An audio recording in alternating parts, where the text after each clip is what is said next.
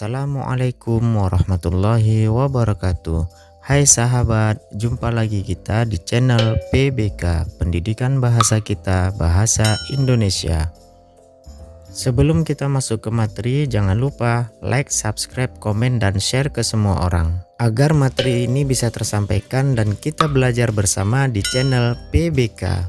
Dan sebelum itu saya juga memohon maaf sahabat, karena di video kali ini saya tidak menampilkan wajah tetapi hanya dengan suara. Baiklah, kita langsung saja masuk ke materinya, yaitu teks debat. Langsung saja kita mulai materi dengan dua pengertian, yaitu pengertian debat dan pengertian teks debat. Debat yaitu kegiatan atau proses bertukar pendapat untuk membahas suatu topik atau isu dari sudut pandang yang berbeda. Sedangkan teks debat yaitu teks yang berisi atau memuat bahasan suatu topik atau isu dari sudut pandang yang berbeda.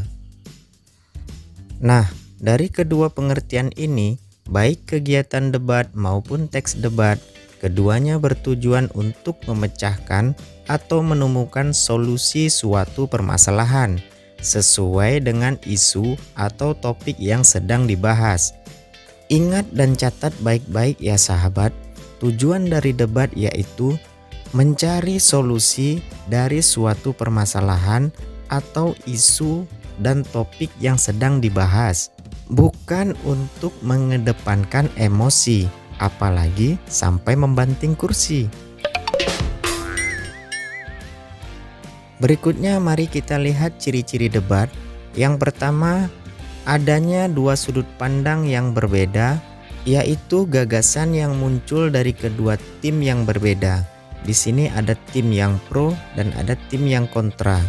Ciri debat yang kedua yaitu adanya proses mempertahankan pendapat. Untuk mempertahankan pendapat ini tentunya harus didukung oleh alasan-alasan yang logis, jelas, dan terstruktur. Ciri debat yang ketiga yaitu adanya saling adu argumentasi. Nah, kembali ke poin yang nomor 2 tadi sahabat. Ketika mempertahankan pendapat, kita harus menggunakan alasan yang logis, jelas, dan terstruktur. Dengan demikian, poin yang nomor 3 yaitu saling adu argumentasi. Kalau pendapat kita logis, jelas, dan terstruktur, saat beradu argumentasi itu tidak mudah dipatahkan oleh pihak lawan. Nah, yang terakhir dari ciri-ciri debat yaitu adanya pihak penengah, yaitu pihak pembawa acara yang kita sebut sebagai moderator. Berikutnya kita masuk ke jenis-jenis debat. Jenis-jenis debat di sini ada 4 sahabat. Yang pertama yaitu debat parlementer atau debat majelis, yang kedua debat pemeriksaan ulang, yang ketiga debat konvensional, formal atau pendidikan, yang keempat debat kompetitif atau kompetisi atau juga perlombaan.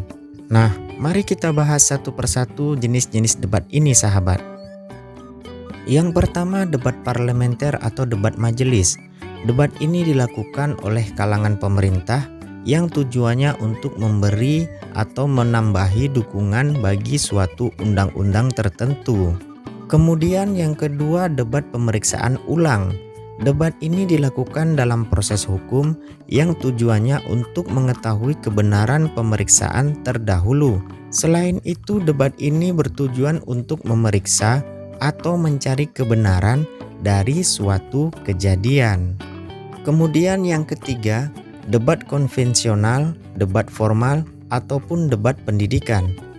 Debat ini bisa dilakukan oleh semua orang.